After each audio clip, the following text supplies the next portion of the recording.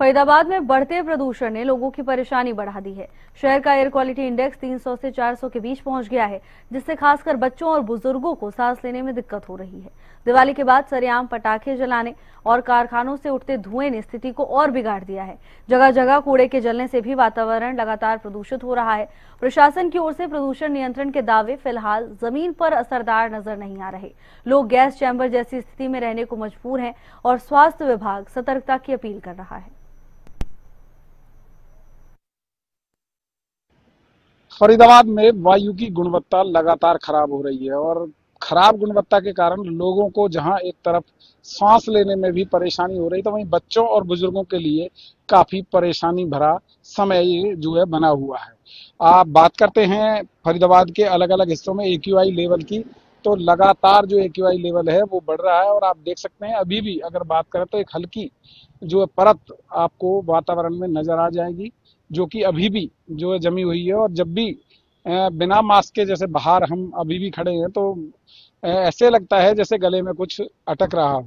तो लगातार जो वायु की गुणवत्ता है वो पूरी तरह से यहाँ पर खराब हो गई है और कहीं ना कहीं AQI लेवल है जो वो पूरे फरीदाबाद में अलग अलग जगह पर 300 से लेकर 400 तक जो है बना हुआ है।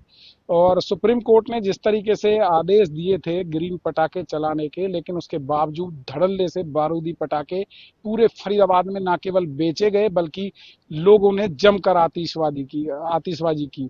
इसके अलावा बात करें तो प्रशासनिक अधिकारियों की जिस तरीके से दावे किए गए थे दीपावली से पहले कि तमाम टीमों का गठन किया गया है, चाहे पुलिस की बात करें या फिर अन्य प्रशासनिक अधिकारियों की बात करें, तो वो टीमें कहीं नजर नहीं आई और लगातार पॉल्यूशन फैलता रहा। और जो आदेश थे सुप्रीम कोर्ट के ग्रीन पटाखे चलाने के, उन तमाम जो आदेश थे उनकी धज्जियां उड़ती हुई पूरे फरीदाबाद में नजर आई। और कहीं ना कहीं अभी भी जो है लगातार जिस तरीके से पॉल्यूशन बढ़ रहा है, तो ये एक चिंता का विषय लोगों के लिए जरूर बना हुआ है, क्योंकि लोग गैस के चैम्बर में रहने के लिए मजबूर हैं।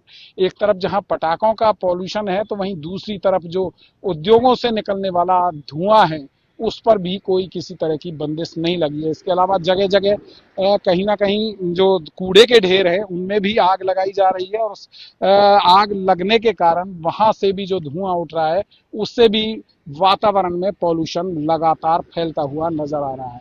तो जिस तरीके से चाहे नगर निगम की बात करें, नगर निगम ने भी टीमों का गठन किया था और उसके बाद भी अभी तक कहीं कोई ऐसा नजर नहीं आता। और साथ ही जो एंटी स्मोक गन की बात कही गई थी कि एंटी स्मोक गन से पानी का छिड़काव किया जाएगा, ना तो एंटी स्मोक गन ही दिखाई देती हैं और ना ही कोई अन्य टीमें जो है धरातल पर नजर आ रही हैं।